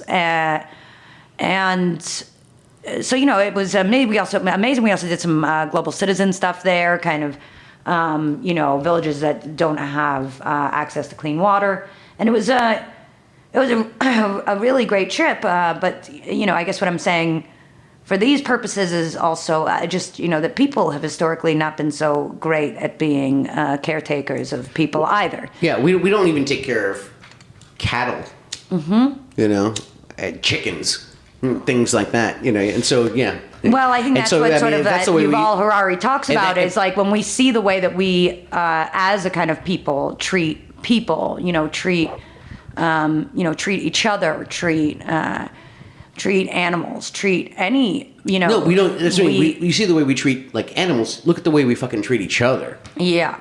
And then now we expect something that we're birthing, a new species, a new race. Just imagine. I had as like, as a person who's always thought of, I was raised so much with, it was such a Jewish upbringing, and so it was always, these 6 million Jews, and I had not.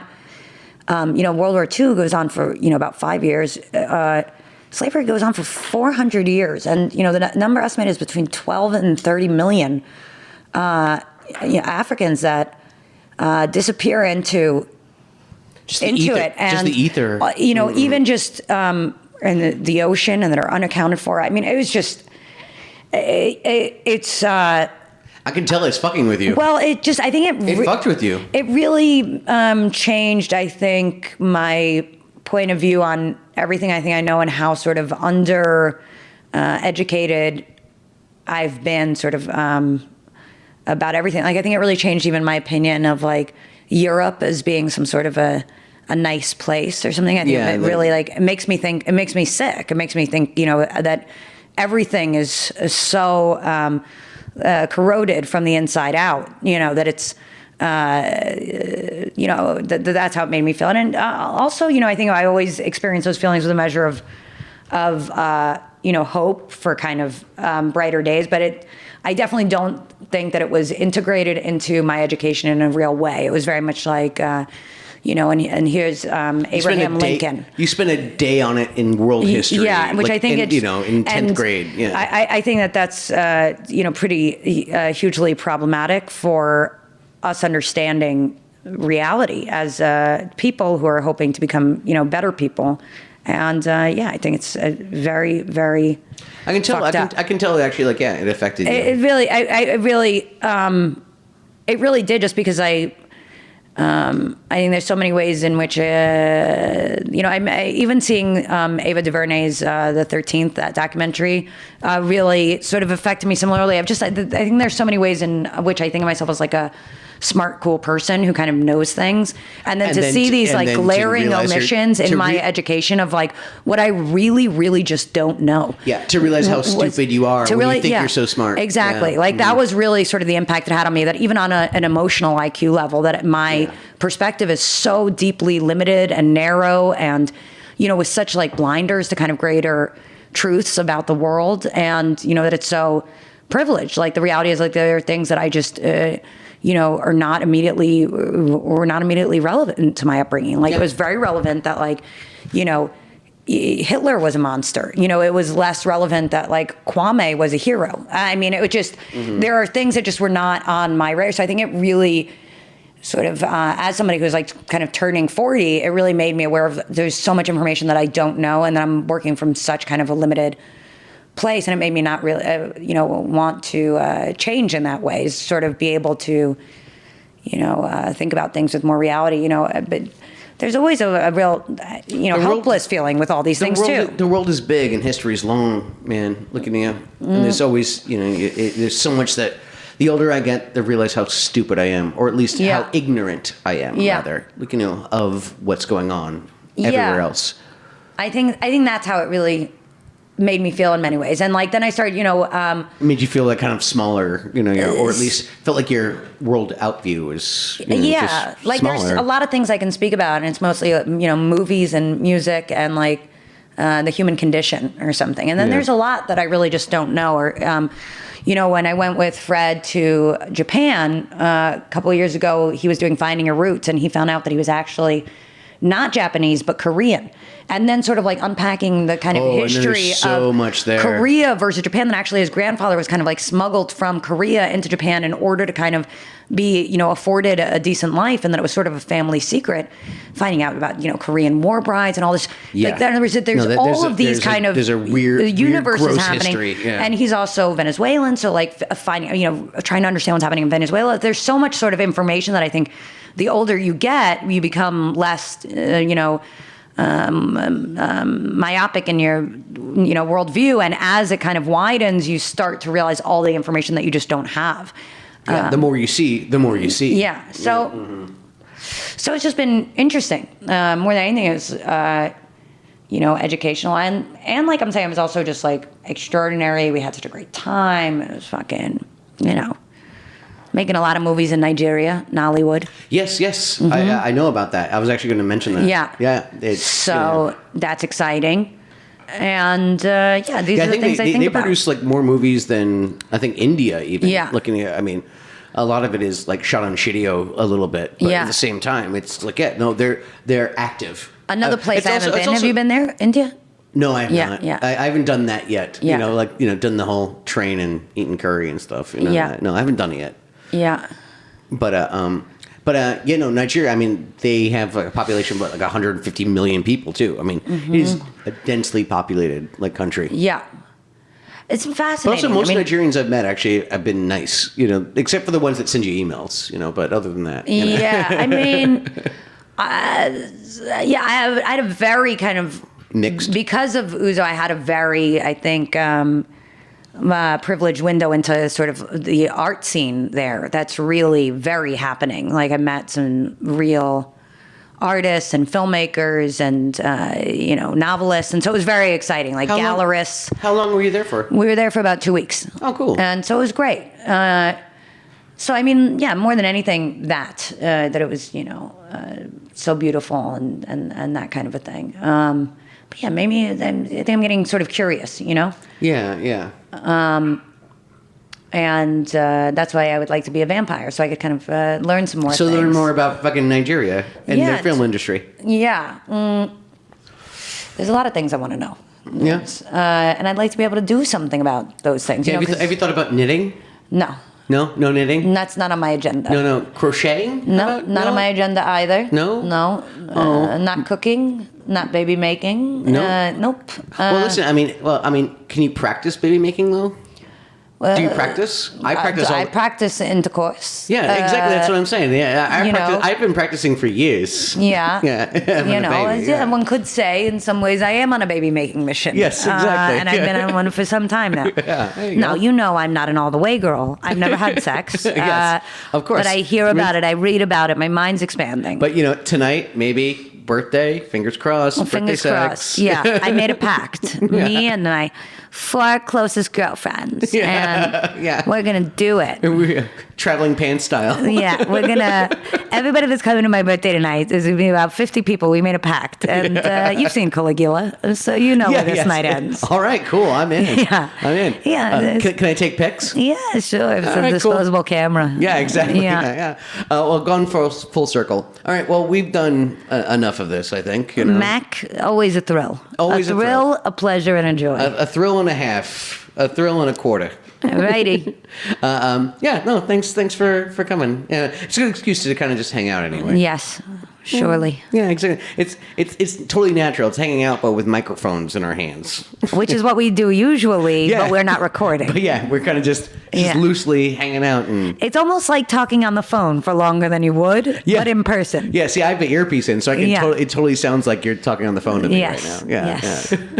But thanks for doing this and all that kind of fun stuff. Yeah. Thank you. Thanks for having me. All right, cool. All right, I guess that's it. All right, bye everybody. Oh, wait, actually, do you want to plug any social media? Oh. Do you have social media? Go to socialmedia.com for all kinds of social media updates. Do you could go to Twitter. You could go to Instagram. Do you have a Twitter? My own? Oh, I thought I was just plugging social media. Yeah, exactly. On the whole. Yeah. Yeah, I'm always just at Nlyonne, which is my name. Sometimes people misread it as nylon, but it's Nlyonne. Oh, okay. Yeah, one of the great handles. One of the greats. Come there. There's all kinds of reports. There's bats. There's cat pictures. Yes, and, vampires. Anything. Pretty much anything you're interested in is available to you there. And that's what you got? Yeah, that's what I got. All right, cool. All right. And I'll do mine later.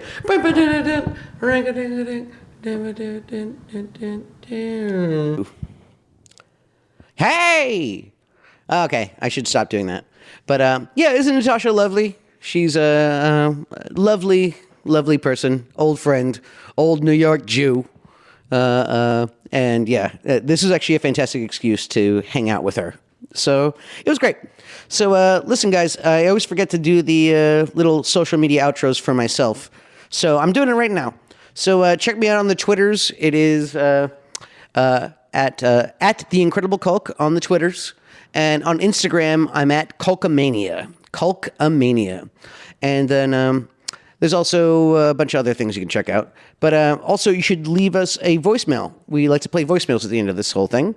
So you can call us at 845-393-4629. That's 845-EZE-HOAX. That's right.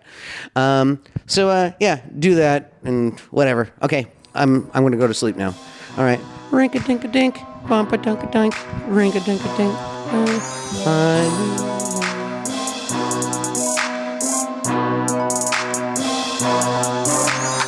Voicemails. We're always getting voicemails. 845 EZE hoax. I said it's 845 EZE hoax. It might sound dumb, but it's not a joke. It's 845 EZE hoax. I fuck you too. Hey, I am getting sick and tired of all this bullshit that's going on out there. It's just civil war is gonna happen because it's just too much bullshit. Okay, bye. Yo, Mac, it's me, the Chillosis Geek. Love the podcast, dude. Take it easy. Hi, Mac. This is Leslie, and I just wanted to tell you you're way hotter than Devin Sawa or JTT, so, you know, be yourself.